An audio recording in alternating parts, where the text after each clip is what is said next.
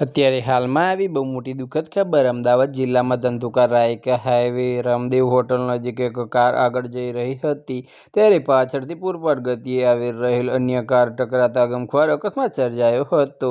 અકસ્માતમાં પાછળથી ટક્કર મારેલ કારમાં સવાર 4 લોકો ઇજાગ્રસ્ત થયા હતા.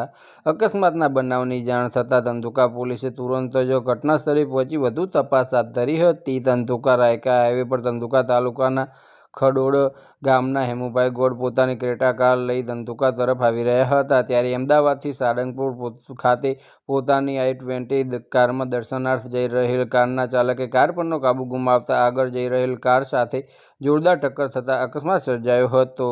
ઘટનાની જાણ થતાં 108 એમ્બ્યુલન્સ આવી દુર્ઘટનામાં ઇજાગ્રસ્ત થયેલા 2 મહિલા અને 2 પુરુષો તુરંત જ નજીકની હોસ્પિટલ ખાતે સારવાર માટે ખસેડવામાં આવ્યા હતા. અકસ્માતમાં ઇજાગ્રસ્ત લોકો તેમની કારમાં અમદાવાદથી સાળંગપુર દર્શનાર્થે જઈ રહ્યા હતા ત્યારે રાયકા નજીક અકસ્માત નડ્યો હતો. બસ આજ માટે આટલું જ અને મારી યુટ્યુબ ચેનલ પર નવા હોય તો લાઇક, શેર અને સબસ્ક્રાઇબ કરી દેજો. ધન્યવાદ.